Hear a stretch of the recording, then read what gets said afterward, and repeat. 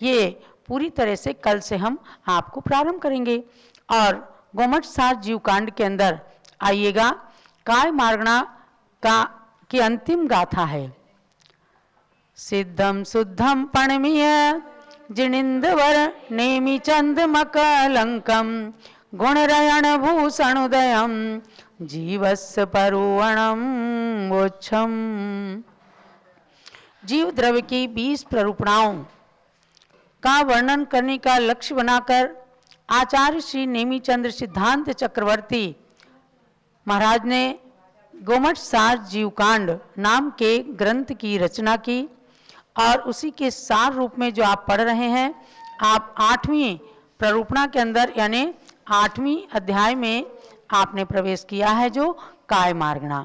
तो काय मार्गणा में गाथा नंबर 59 से लेकर के 70 नंबर की गाथा तक आपने स्थावर काय, तरस काय, इनके भेदों को जाना, वनस्पति के भेदों को विशेष रूप से जाना। अब आगे कहते हैं कि काय मार्गणा से रहित जो सिद्ध होते हैं, अकाय यानी काय रहित कौन होते हैं? सिद्ध भगवान, जो पूरी तरह से शरीर से रहित हो जाते हैं, क्योंकि 8 कर्म उनके नष्ट हो जाते हैं। ऐसे सिद्ध भगवान के स्वरूप को कहते हैं। जह कंचन मग्गि गयम, जह कंचन मग्गि गयम, मुंचई किट्टेन कालियाय, मुंचई किट्टेन कालियाय, तह काय बंध मुक्का, तकाय बंध मुक्का, अकाइया झाण जोगेण, अकाइया झाण जोगेण। सामूहिक गाथा पढ़िएगा। जह कंचन मग्गि गयम, मुंचई किट्टेन कालियाय, तह काय बंध मुक्का, अकाइया झाण जोगेन। यथा कंचन मग्निगतम मुच्यते किट्टेन कालिकया च, तथा काय बंध मुक्ता अकायिका ध्यान योगेन। यानी ध्यान के योग से, ध्यान के बल से जिन्होंने कंचन मग्गि गयम अर्थात स्वर्ण जैसे अग्नि के द्वारा तपाया जाता है, सुसंस्कृत किया जाता है, संस्कारित किया जाता है, तो बाह्य और आभ्यंतर दोनों प्रकार के मल से रहित होकर वह शुद्ध सोने के रूप में निखर करके आता है। उसी प्रकार से तह काय बंध मुक्ता, यथा तथा काय बंध मुक्ता, उसी प्रकार से झाण जोगेण ध्यान की अग्नि में तप करके, ध्यान के योग से जीव यानी सयोग केवली भगवान 13वें गुण स्थान में, पुनः वे अयोग केवली होते हैं। तो अंतर मुहूर्त मात्र में शुक्ल ध्यान, परम शुक्ल ध्यान की अग्नि के द्वारा काय के बंधन से मुक्त हो जाते हैं, यानी शरीर से भी मुक्त हो जाते हैं और अष्ट कर्म के बंधन से भी पूरी तरह से मुक्त होकर के और सिद्ध भगवान के रूप में सिद्ध शिला पर प्रकट हो जाते हैं। तो काय मार्गणा के अंदर, काय प्ररूपणा के अंदर 60 कायों का वर्णन करने के बाद ये बताना भी आवश्यक है कि कौन काय से रहित होते हैं। तो काय से रहित कौन हुए? सिद्ध भगवान। सयोग केवली भगवान, अरहंत भगवान जो हैं वे काय से सहित रहते हैं, क्योंकि उनके 4 कर्म नष्ट हुए हैं और वे जब तक समोसरण में रहते हैं तो अपने परमोदारिक शरीर के द्वारा समोसरण में चतुर्मुखी ब्रह्मा के रूप में विराजमान होकर सबको दिव्य ध्वनि का पान कराते हैं। पुनः जब आयु का अंत आता है तब वे अघातिया कर्मों का भी नाश करके और क्षण मात्र में, अंतर मुहूर्त मात्र में सिद्ध बन जाते हैं कर्म का नाश होने से। तो जैसे अग्नि से सोना तपा तो शुद्ध हो गया, ध्यान को अग्नि की उपमा दी है। ध्यान रूपी अग्नि के द्वारा वे भगवान अपने कर्म को नष्ट कर देते हैं, जला देते हैं। तो जब जल गया बीज तो जला हुआ बीज कभी तो पुनः उगता नहीं। इसी प्रकार से जो कर्म जल गए तो वे कभी उगते नहीं, अर्थात पुनः संसार का बंध नहीं कराते हैं।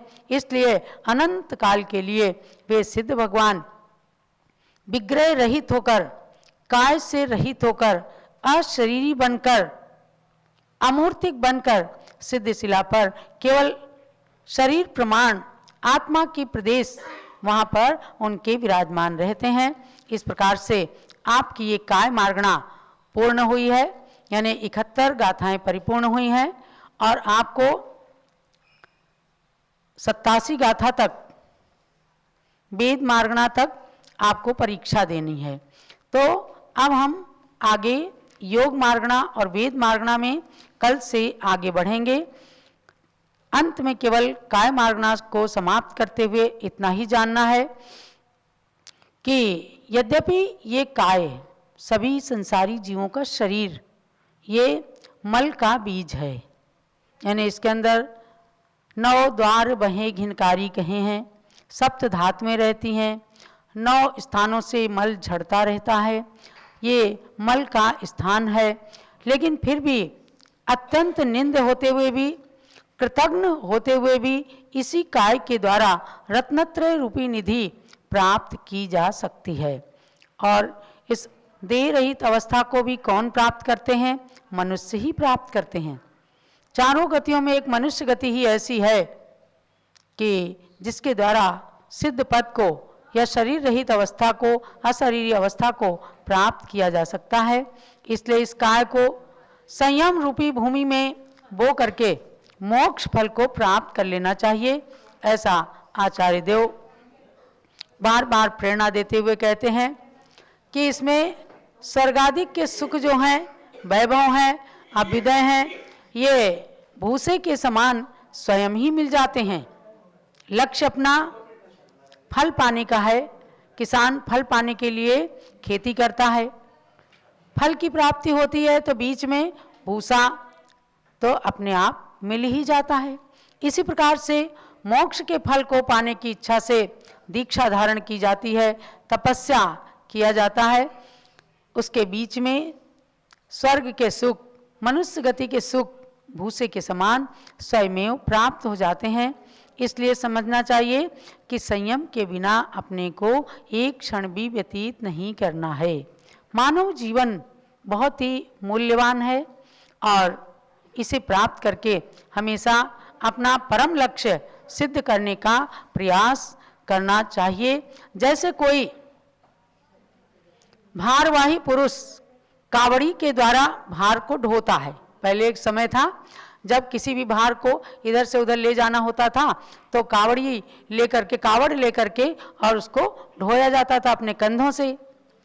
अब तो गाड़ियां चल गई, लेकिन फिर भी भार ले जाने के लिए किसी न किसी का सहारा तो लेना ही पड़ता है। उसी प्रकार से ये जीव अपने शरीर रूपी कावड़ी के द्वारा, शरीर रूपी गाड़ी के द्वारा कर्म के भार को अनादि काल से ढो रहा है। ऐसे कर्म के भार को ढोते हुए अब अनंत काल व्यतीत नहीं करना है। इसलिए महानुभाव अपन सबको हमारे 2400 तीर्थंकर भगवान के जीवन चरित्र को जान करके कि उन्होंने भी अंत में ध्यान करके और मोक्ष धाम को प्राप्त किया, ऐसे भगवान ऋषभदेव की जन्मभूमि से आप प्रतिदिन ज्ञान की बातें श्रवण करते हैं, भक्ति गंगा में स्नान करते हैं।